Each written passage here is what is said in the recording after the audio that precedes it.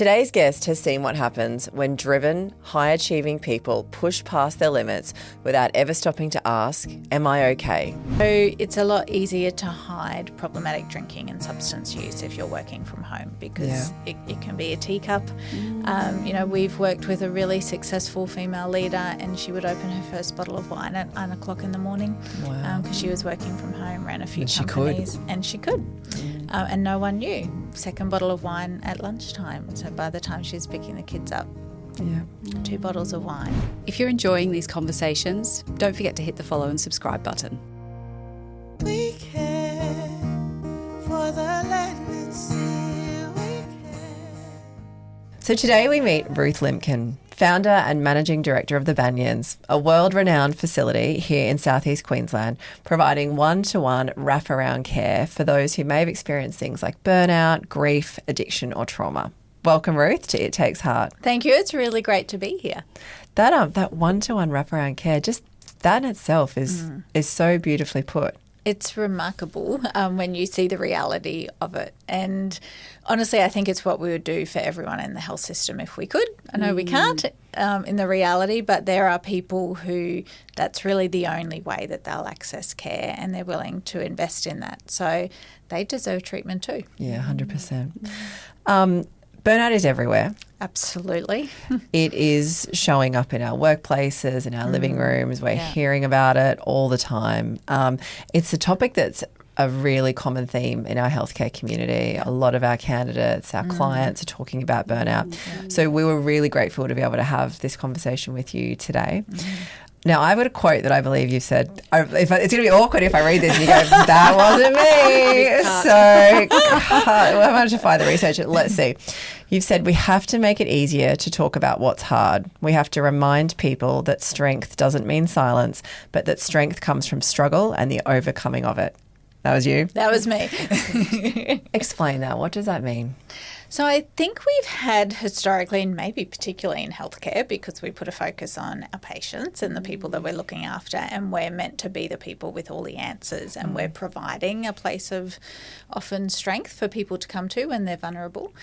But the idea that we just have to suck it up, press on, I think is a bit of a narrative that's been around historically that's actually really unhelpful and actually weakens us as individuals but also weakens the healthcare system because if we have this endemic sort of deterioration of wellbeing happening under the surface and we don't actually shine the light on it and give people the opportunity to get help early and to continue to work in a way that they can while they're getting help, then we're actually making the whole system weaker. And so it's very much an individual issue, but it's not just an individual issue. It's a system issue. It's also a cultural issue. It's a community issue. Our society works best when human flourishing takes place. And we try and provide that as a healthcare system, but we need to be enabling it for healthcare practitioners. And you mentioned there sort of a shift, like it's really something we weren't talking about many years ago, and certainly when we were growing up, and it's like it's great to see a focus on it. But I guess can you talk to us about what is burnout and maybe what it isn't? Because I think in the same token, like literally we probably speak about it every single day with someone that we are having a conversation with. Yes. So it was really interesting because the World Health Organization actually classed burnout as a condition about 5 years ago. Right. Was maybe that a little bit pre-COVID? Longer. It was actually pre-COVID, which means it was longer than 5 years ago because it's now been 5 years since COVID. And I was looking at it and they specifically link it to workload and workplaces. However, as I was looking at that, I was like, I actually think that's a false not diagnosis, but a false definition because, yes, it shows up and there are contributors in the workforce and the workplace and workloads, but I actually think all of life at the moment, cost of living is a pressure that adds. Yeah. And then the always on connection and the, people expecting very quick turnarounds of information is another. The Banyans has seen a 684% increase in inquiries for stress and burnout in the last couple of years, which is phenomenal. Yeah. So one, that concerns me, but two, that comforts me that people are actually reaching out and acknowledging it. And I think COVID was a contributor to what's going on in leadership wellbeing and healthcare wellbeing, but it's actually also started to provoke a conversation about it. So it's been both part of the problem, but I think it creates an environment where we can talk about it a little bit more. So what does burnout look like? You know, because I feel like too at times it's a term where we go, I'll say I'm just burnt out. Yes, yeah. But is there a spectrum of burnout? So I think there's a difference between being worn out and burnt out. So, you know, sometimes worn out is just it's been a really big week or a really big month or a season of weeks where there's been a lot of travel or whatever has been going on. You've got deadlines. But you can recharge from that if you're just intentional about it. Burnout, there's often a sense of reduced efficacy, so you're not as effective in your job anymore. There's you can't recharge. You try and do the things that you know normally to do, hopefully that you know normally to do, and you just can't work out, and it's just this unable to bounce back. So, you know, sometimes people flame out, but burnout is this steady accumulation of everything that's going on and the inability to get up from over that. So I guess what are the early warning signs perhaps, and then leading into, you know, when are people really catching themselves? Yeah. What are the phases? So one of the things I'm really passionate about at the Banyans is I often say I would love to put myself out of business, because I really like talking about the fact that if we, particularly as leaders and as healthcare professionals, can be taking proactive preventative steps so no one gets to that kind of crisis point.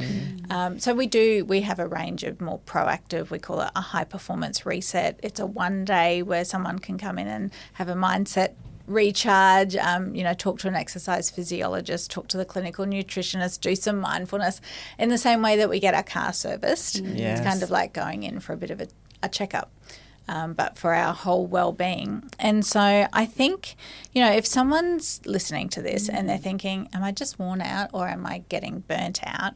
So some of the things, sleep is actually a really good indicator. If you're waking up every morning and you're still exhausted, if you can't get to sleep, or if you wake that dreaded 2 a.m. wake up and then you can't get back to sleep. If that's happening, not just occasionally, because sometimes that just happens, but this is happening time after time, that's actually a really important signal that we need to be looking at. A loss of joy, you know, just that sense of nothing, there's no joy in your soul. This sense of, you know, sometimes also your immune system is very affected, so you're just always getting sick or you can't get over things. And do you think unless you're really in tune with yourself, those things are actually hard to spot because you're busy and I haven't noticed that I don't have joy? Or and you think about the healthcare professionals who are doing shift work and crazy soldiering hours on and keep going. Those, I imagine they're quite actually difficult to notice. Which is why these conversations are so important. So it's so great that you're doing it, because the more that we talk about it, we can't move to action if there's no awareness. We also don't want to get stuck in awareness, but they both work together. We need awareness and talking about it, and maybe someone's listening to this on their way to work or something like that, and they're like, oh, actually, I didn't realize you're describing my world at the moment. Can you just, sorry to jump in, but I was just going to say, can you recover from burnout? Absolutely. And how long does it take? So again, this is why talking about it and early intervention is really important, because the sooner that you recognise something's going on, often the quicker that you can recover and less is the impact of treatment that's needed. And it could be something that you start doing while you're still going about your life, or it could be at the point where you need to take some time out. I remember talking to someone years ago at the Banyans. I was answering the phone and he ran a company and he said, oh, the wheels haven't fallen off, but they're really wobbly. And I was like, now's the time to do something. So we redesigned a program that we have called the Rest and Refresh.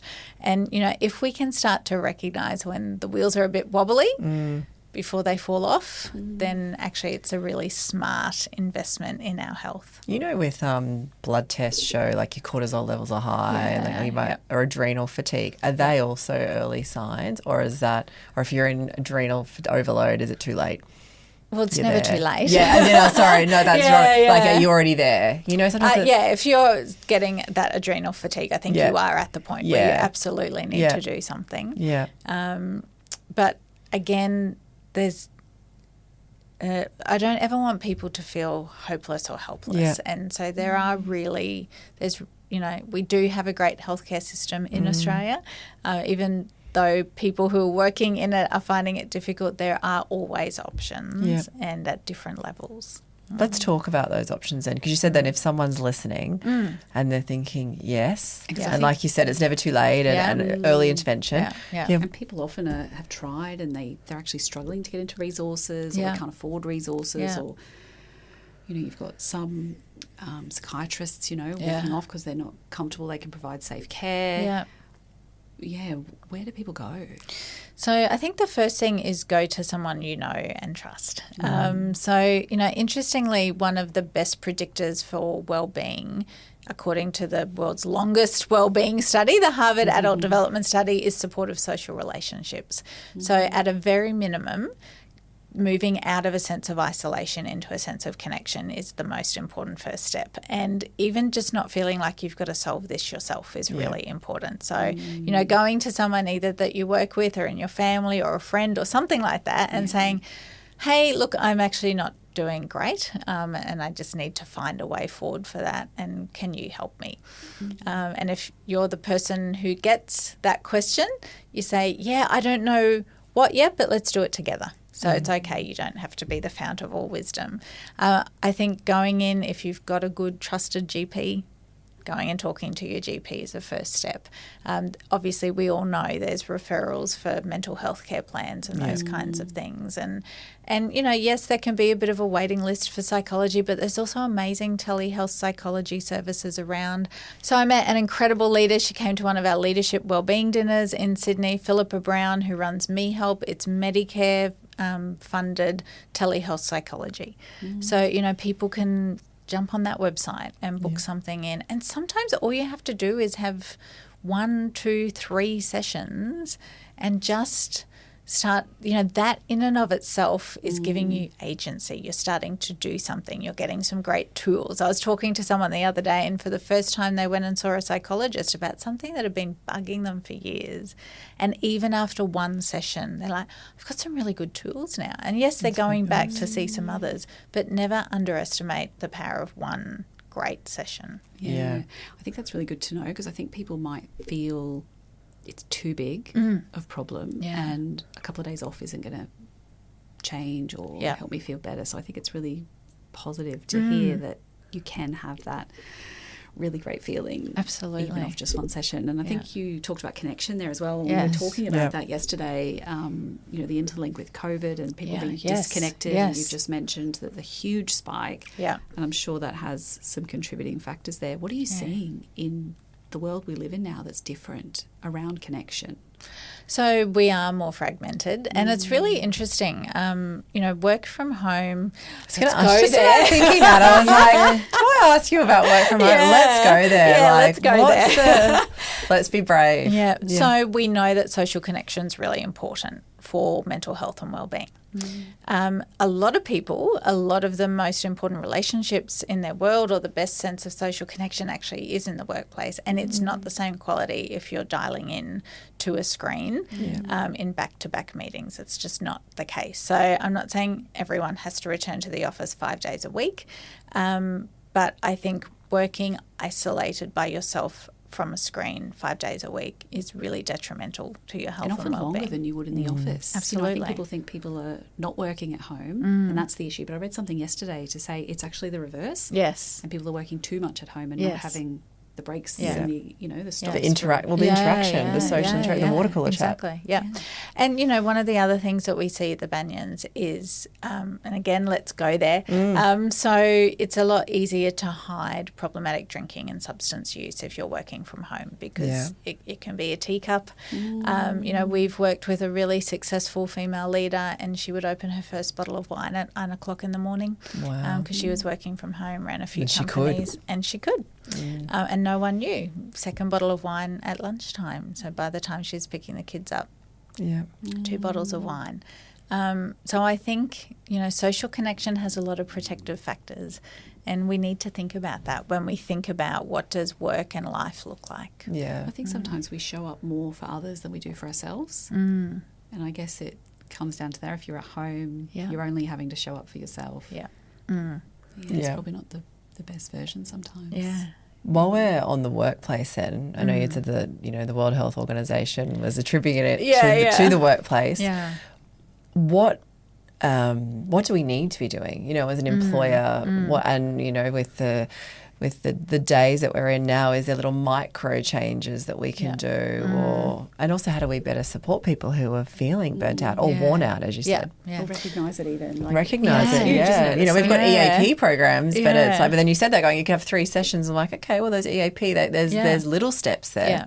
So I think it's making it part of the conversation all of the time. And I think as leaders also, we have to model that. So I'm really deliberate. There's a particular gym class that I love going to that starts at 4:30, and it's just across the road from where I work. And I normally work till after 4:30, but most weeks during the week I'll go and get changed into my gym gear and go and say goodbye to everyone in the office because I know I'm going to that class, to send a really clear signal that actually doing things for our well-being is really important, and I'm going to do it as the leader, and so that gives you permission to just be having these conversations and talking about what's needed. I think also I'm always really clear about the fact I see a psychologist once every 6 months. At different seasons, I've done that more, but I'd put that in the diary as a check-in in the same way that I get my car tuned up. And like one time I was driving there and I was like, I've got nothing to say. I don't know how I'm going to fill this session. Yeah. I'm good. I'm really good at the minute. Yeah. And then you sit down, she asks one question. It's like, okay, 45 minutes later. But it's someone outside of your world that you can bounce things across and process things with. I think so little things like standing desks, and maybe you can't afford to swap all the desks in your office, but just think, like I often say to people, and I actually really encourage people to take control of their own well-being. So don't outsource it to your employer or your workplace. There's fundamental, simple, cheap or free things we can do to look after our own well-being. I know this might sound strange for someone who's on the ward and on their feet all the time, but for people at a desk, even just standing up whenever you're making a phone call. Standing instead of sitting for 3 to 4 hours a day is the equivalent activity output of running 10 marathons a year. I have heard that. I couldn't remember how many. I felt like yes, that was you then. And I remember because we do have stand-up desks. Yeah. And you know what drives me wild is everyone goes and sits at them. And everyone wanted them. And I'm like, let's stand up. But then I'm probably not modelling it and going and standing up. Whereas my husband used to love them. Yeah. He was always there. And you used to do yoga in the office at lunch and, I think meditation. It's the consistency piece, isn't it? Yes. If you're doing that class at 4:30 every day. Yeah. It sometimes is easy to deviate. We definitely get distracted here, don't we? So it's keeping those consistent positive actions. Yeah. Do you know if if someone's at work and if we're looking like that, recognizing the signs and they're not finding joy in their work? Yeah. Can that get confused with, I'm burnt out, but actually it might be as simple as a shift to a new environment? Yeah. Or a new role, or maybe the job that they're in they've outgrown. Yeah, which is okay. Absolutely. Occupational well-being is one of the 6 dimensions of well-being. Yeah. And that doesn't mean you have to stay in the same job for the rest of your life. Yes, you talked then about the dimensions of well-being. What are they? Okay, well, look, there's 6 of them, and I'll run you through them quickly, and then I'll talk to you about how we did some work on the model. Yeah. So there's physical well-being, social well-being, emotional well-being, occupational well-being, intellectual well-being, and spiritual well-being. Yes. The good news is for anyone who's feeling a little bit overwhelmed about they've got to do 6 different things. Because I've done this with you and I remember seeing it all and going, this is a lot. How do I fix 6 parts of me that need a bit of work? Exactly. Do they all need work? Yeah. So the good news, so we didn't make those dimensions up. I found a model of wellbeing from the National Wellness Institute, but they had each dimension as very discrete. I was like, that's actually not how real life works. That's not how our body works. And so we've redeveloped the model to show that they're all integrated, which is really good news, because what we know is that if you make one positive change in one of those dimensions, it actually often produces positive outcomes in the other dimensions as well. So you can just do one thing and that can create positive difference in various dimensions. And so I always say to people, like particularly for people who are highly responsible, A-type personalities, driven, you're not allowed to do more than one thing. Yeah, I remember sitting there and being like, you've said do 3. I was like, I'm going to do 6. Like, I'll do 7. Yeah. So just doing one thing that's free and that's sustainable. And I often also say to people, don't try and start something, because if you already feel like your life is overfull or you're overwhelmed, that's not going to get a lot of traction. So I say just stop or swap. Yeah. Stop doing something or swap something out. And I was just going to say, from memory when I did this with you, the actual actions, were quite easy things. That's where I was going to go. What are some examples of them? So I remember they were a bit like, oh, that's pretty obvious. And I could do that. Like one really simple thing, which is free. So there's a lot of research that shows if we walk in nature as opposed to walking in urban environments, our cortisol levels, that stress hormone, goes down by over 12%. So you can reduce your stress levels by walking in nature, which is free to do. Yeah. So you're improving your social well-being, because nature is part of social well-being, your physical and your emotional well-being by going for a walk in nature. And if you do that with a friend, like if you say, hey, once a month, why don't we go for a bushwalk at Mount Cootha or something like that? That's one thing you can do, which feels fairly sustainable, and you're improving lots of different dimensions of your well-being. Another really important thing, which might feel a little bit harder for anyone who's listening, particularly if they're a shift worker, is paying attention to our sleep. So there's a really interesting phenomenon that has been coined, revenge bedtime procrastination. Have you heard of this one? I have not. Revenge bedtime procrastination. So it's something that's happening more with women than men, but not just women. And it's people who feel like they don't really have control of their day and life is really busy and really full and everyone else gets their time. Then at the end of the day, when they're really tired, instead of going to bed, they take what they feel like is control of some time and they either binge stuff on Netflix or scroll on their phone. I like scrolling. I mean, the amount of people that I speak to, like friends, where they'll be like, I just went down a rabbit hole for an hour. I'm not just scrolling, but I definitely identify with that. I feel like everyone has taken everything from me today, having 2 young children, and I've been there for everyone. Yeah. And as tired as I am, I'm not ready to go to sleep because I'm not ready to start again. Yes, yeah. And that's so profound. You've got this. This is your experience. So I'll set myself usually a timer. Maybe like I realise I don't have a lot of time, but I just need something. Yeah. And often it just wants to be something I don't need to use my brain. So that can actually be a really great thing if it's not something like scrolling on your phone. One of the problems with scrolling with your phone is whenever you're discovering something new, your brain releases little hits of dopamine, which promotes wakefulness, not sleepfulness. And you've got the blue light, I guess. Yeah. So there's lots what's a of better things. Thing that could be done? So something what should that I you do? enjoy. So if, for example, you love great fiction, maybe you love mystery novels or something like that, a paper book particularly, you pick that up and you're going to, like 15 minutes, 20 minutes at night, I'm going to read my favourite mystery novel. Or I don't know, maybe people like, I'm not a knitter, but maybe knitting or a jigsaw puzzle or whatever. Maybe it's a gratitude journal. That's a really powerful way. Or maybe it's journaling your day. Why is gratitude and journaling so powerful? Yeah, it's amazing. So there's scientific research that shows, so there was one study done where every night someone wrote, I'm grateful for, and they just 3 things. And they didn't just do a dot point of my dog, my husband, my job. And the next day, my dog, my husband. It was like, it was like, today I'm grateful for, today I'm grateful for. And by doing that for 6 weeks, their level of depression reduced. So gratitude reframes our whole world for us. Yeah. And it helps us start to look for the things that are good, which makes a huge difference to our emotional well-being. And probably also when we think about the people in our life we're grateful for, it encourages us to reach out to them, which is that social connection. Yeah. Do you see that really effective in the workplace where, you know, actually, because at work you typically are solving problems, you're dealing with challenges, you're overcoming hurdles. That's why a lot of us, leadership do is problem solving.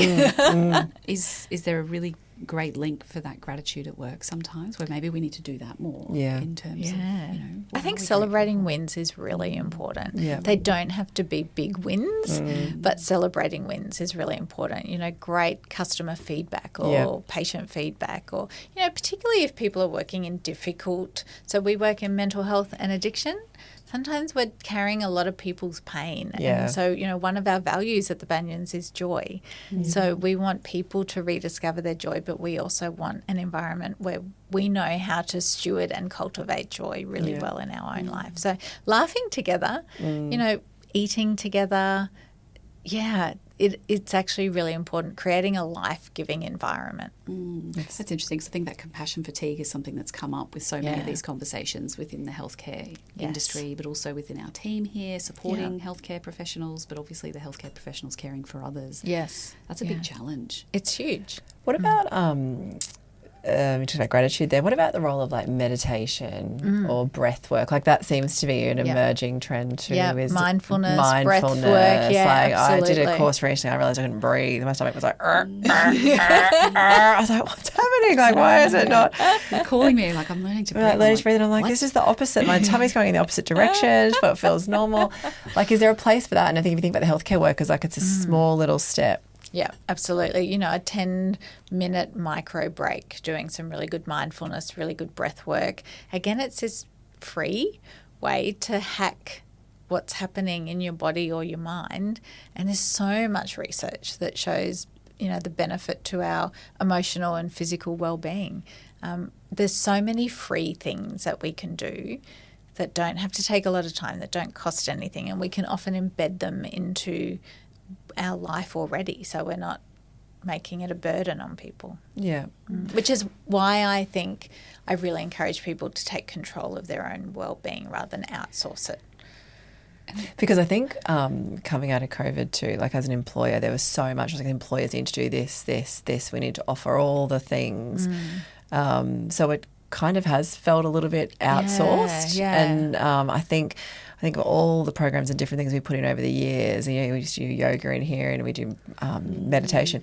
But if people aren't going to turn up. And also, like you can have yoga or meditation or something in the office, but if you're awake till 1 a.m. because you're scrolling on your phone for 2 hours, you're actually self-sabotaging. Yeah. So, you know, I think it is a partnership. As employers, we have a duty not to create an environment that's going to cause damage, but we can't fix things that are happening outside of the workplace necessarily. Well, I think when you touched on earlier, when you were talking about how it's described, I think you said the definition is technically occupational work stress or what burnout is.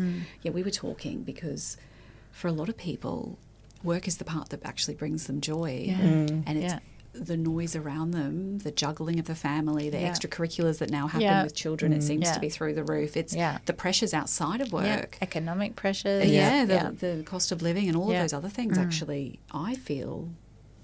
Sometimes it can feel like it's work, but it's be more of a contributor sometimes, you know. So it's kind of looking at both of those lenses of how to support people here, but how to give them the tools to support external to that. Ultimately, I believe that me as an individual, I am responsible for my well-being. And, you know, if I was in an environment that for whatever reason, like sometimes the workplace itself can be great, but you're in a role that absolutely clashes with what your strength set is, it's going to affect you. You know, I'm a disc facilitator, and so I remember when I did the training, they said if someone's in a role that's actually contradictory to their strengths, in 18 months it will show up in their health. Right. So that's not even anything about the workplace, but it's about a role fit issue. Yeah. And so we have to take responsibility for our own well-being and make decisions around that. Yeah, because it's a strength versus capability, right? It's not to say they can't do that job, but it's actually draining their energy. Absolutely. Because that's not their strength. Exactly. Yeah. What about the impact of things like ChatGPT? You know, I think I saw an article, I think it was in the Times, where, you know, so many young people are just ChatGPT, here's my symptoms, or they'd prefer the anonymity as well. How do I deal with this? What is that? Where's the place for AI, and is it influencing therapy? Yeah, I saw something recently which showed the top use case for ChatGPT in the last 12 months was therapy. Yes. Which terrifies me. It is. So I think ChatGPT, so first of all, big fan of using AI to streamline things, to make it more efficient. There's a place. I am currently using ChatGPT to do my low carb meal planning, and I said I'm happy to do some meal prep. I messaged you and I was like, you've actually changed my life. God. How have I not thought about this? Because I'm on ChatGPT every day. Bursting into me. I was like, I'm doing lunchbox prep. And it's been fantastic. It means when I get home from work, 10 minutes of assembling the meal because I've done some meal prep on the weekend. And so I think it can actually be a real tool for us. And I think AI and ChatGPT and other things can be an adjunct to our life, but they shouldn't be the thing that we rely on. And, you know, particularly for therapy, I wouldn't trust it. And it's not going to be as effective because we do know that social connection matters, and you can't have social connection. Like, I think I'm really hopeful for AI in the future. You know, I know a lot of our clinicians can now use AI for note-taking, so not necessarily recording the session, but afterwards they can, you know, you can use voice transcription. It can, which would save loads of time compared to being an OT and writing all your notes out. And also the room for error, right, to actually get the detail correct. Yeah, exactly. So it can really. I once heard someone say in the last 12 months, it's likely that your job won't be replaced by AI, but you'll be replaced by someone who knows how to use AI. Yeah, that is so true. So I'm very pro. But it's never going to replace people and the power of human connection. Also, too, if you're, you know, something as good as what you feed into it, right? Yeah. So if you're not giving all of the information, or if it's your, I know you said we need to like give it a name, our own little ChatGPT person, but if it's that, it's the bias as well. Yes, exactly. Yeah, it's a tool. Yeah. And like any tool, it can create destruction or it can build something. So it's our responsibility to use it really well. Yeah. Tell us about the Banyans. The Banyans is amazing. We've just celebrated our 9th birthday recently. Wow. And Happy birthday. Thank you. I'm already thinking about what we should do for our 10 years. Yeah. We talk about we help people find fullness of life, and we really do. So we started with residential services, so particularly for people who are professionals, leaders, people who think, I've kind of got to the end of my rope, I've hit a bit of a crisis, could be a health crisis, it could be like a family member has looked at them and said, you're not doing okay and you need some help.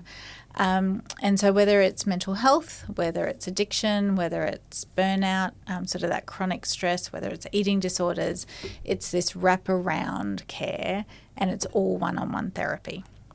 So there's no group therapy, and group therapy is a great modality, but for people who won't engage in group, it's therapy, and the confidentiality that perhaps people might or the confidence even to speak in a group for some people would be quite and you know, if there's PTSD, you can be re-traumatized by other people in the group. So, you know, particularly for medical professionals, they like the fact that they can come and actually just talk to someone privately rather than in a group. So they feel much more confident, and you actually get a lot more done if it's just you and your therapist rather than you and 14 people in a group.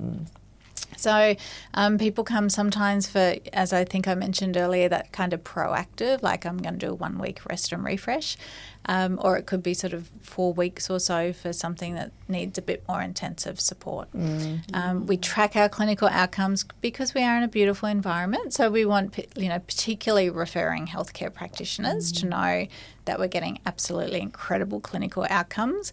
So our clinical director sent me some information the other day, and he had to explain it in layperson terms for me. He's like, I don't know if you've seen this. It's extraordinary. And it's the effect size for the Banyans, which is far above what you would see the results for antidepressants or anything like that. We know that the DAS-21 scores, depression, anxiety and stress, 96.3% of our clients report an improve in their mental health. And it's generally around, for each of those measures on the DAS-21, over 60%, and for the Leeds Dependency Questionnaire, where there's addiction, over 70%. Yeah, wow. So I love what we do. I often say to our team, what we do is really hard. We're supporting people in pain, and they're, the most courageous thing sometimes that you can say is, I need some help and I can't do it myself.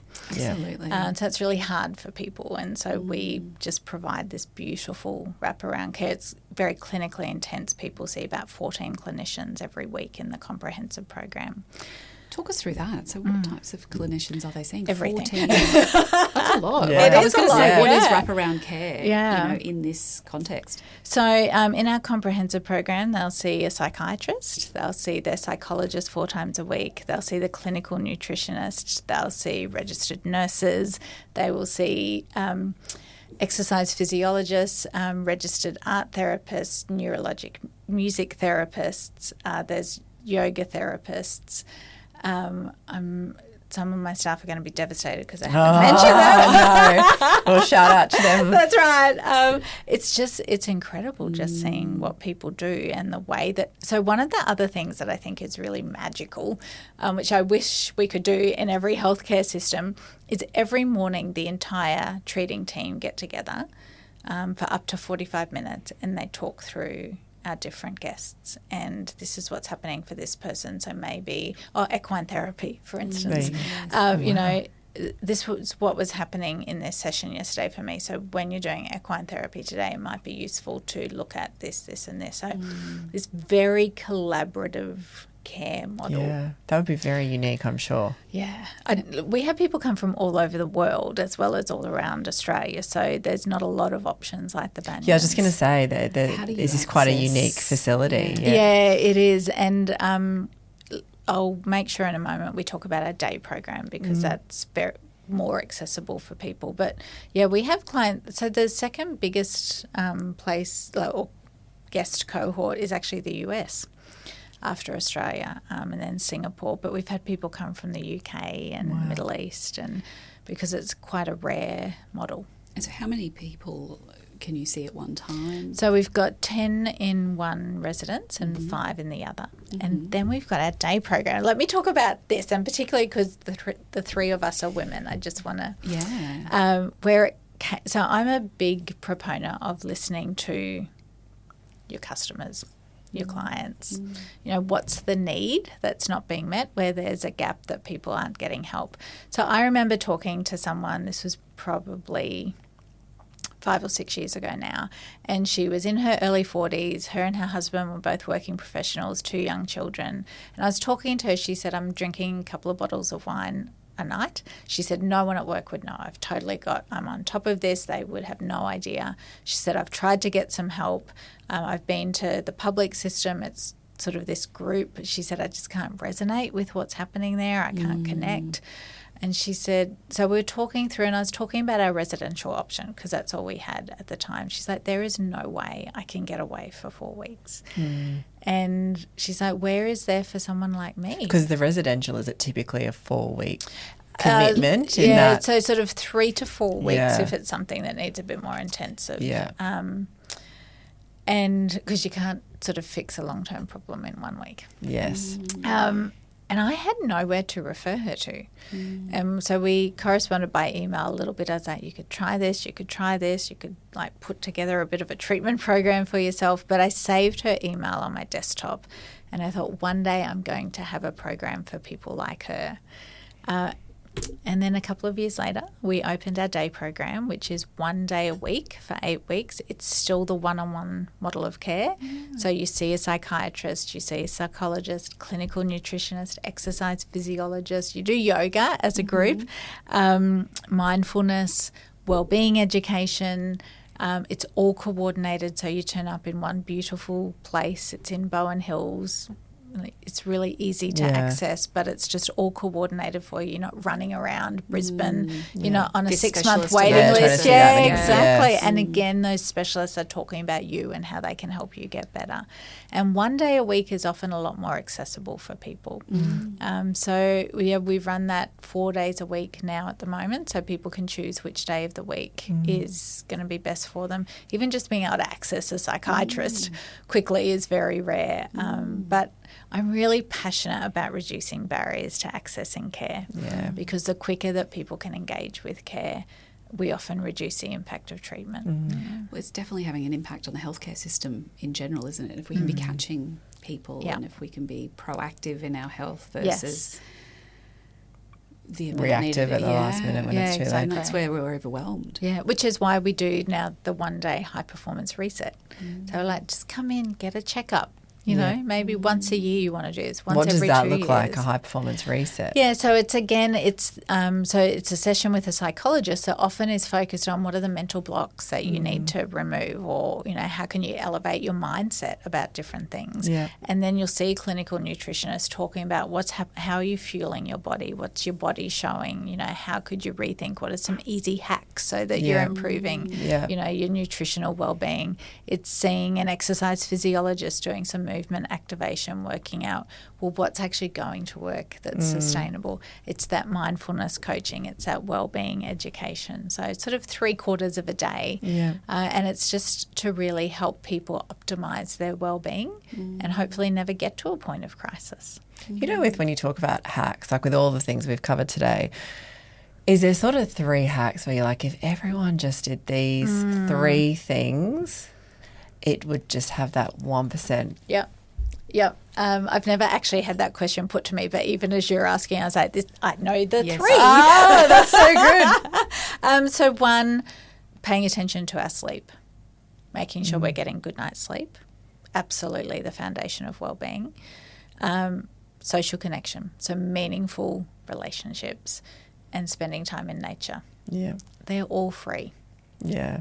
Yeah. I remember you saying when I did the day with you, and you were like, if you just walk out and put your feet in the grass. Yeah. And I think one of my things is put my feet in the grass and walk the dog around the block. It's just that simple that you kind of underestimate having to be out and do a big hike or be in nature. Exactly. And I think we know these things for our children too, and we do them for our children because we know, my daughter, I picked her up from school yesterday and I had to wait for my sons. I was like, right, get out and do some cartwheels. Yeah. Because I know she will be better when we have to do that drive home. Yeah, but we don't do them for ourselves. As adults, we don't think about it. And, sometimes I think too, women will often put themselves last. Yes. But helping people understand sometimes the most responsible thing you can do for all of the people who rely on you is learn how to rest well. Because when we rest well, we can then perform well. How many hours of sleep a night should we be getting? So all the research says between 7 and 9 hours. Yeah. So I use a sleep app. I set a target of 7.5 hours. And it's very encouraging when your phone gives you a little, well done, you've hit your sleep goal this many times in the last fortnight. And is it... someone used to say, I don't know if it was my mother, like an hour before midnight is worth 2 after. Is that like an old wives' tale? Was that her way of getting me into bed earlier? There is actually a lot of research that shows making sure you get to bed well before midnight. The quality is better. But there's a couple of really quick things you can do to start improving your sleep. So 1, stop caffeine 6 hours before bed, because even if you feel like it's not affecting you, the research shows you're losing objectively 1 hour of quality sleep a night because the caffeine is interrupting. Also, alcohol, which people often use to wind down, disrupts our REM sleep. So not actually using alcohol as a sleep aid. They're just 2 really simple things that people can do. And then not being on your phone half an hour before bed, maybe picking up a book. There's some really simple things we can do to start improve, even if not the duration, the quality. The quality. Because isn't the alcohol before bed too, isn't that with the 3 a.m. you get the wake up because your pancreas, your liver trying to process and then your body is just ready to go. Yeah. Yeah. And is there science in waking up at a similar time every day on the same token? Like if sleep is so valuable, is it routine helps. Our bodies respond well to routine, both good routines and bad routines. Our bodies get used to. So I think it just makes it easier for us. You start sending signals to your body that this is the time we start winding down. This is the plan. Yeah. So CMR make a donation to a charity of every guest's choice, and we'd love to talk about a charity of your choice today. I love Sober in the Country. So it's working with particularly rural and regional Australians and encouraging people that alcohol doesn't have to be a part of your life. And they're a small, amazing Australian charity that are punching way above their weight. Female founder, just love them. So I'd love a donation to them. That's fantastic. I love hearing about charities like that. We've never heard about them, and just to shine a light on that charity is fantastic. So Sober in the Country. Yeah. I love that. Yeah. Thank you, Ruth. Oh, pleasure. Oh, there's so many things we could get to you and just more. I know we could talk for hours. I know we say that all the time, but I know with you, we were so excited to talk to you, and I think there's some really good, just simple strategies that even for us to be able to give back to our healthcare community or just like raise awareness, even just thinking about those 6 dimensions in itself. Like, sometimes you think about 1 or 2, but not all 6. So hearing other people are having the same challenges, I think is useful. It's an incredible conversation. We're so grateful. Thank you. Oh, thanks for facilitating it. We care for the land and sea. We acknowledge the traditional custodians of the land of which we meet, who for centuries have shared ancient methods of healing and cared for their communities. We pay our respects to elders past and present.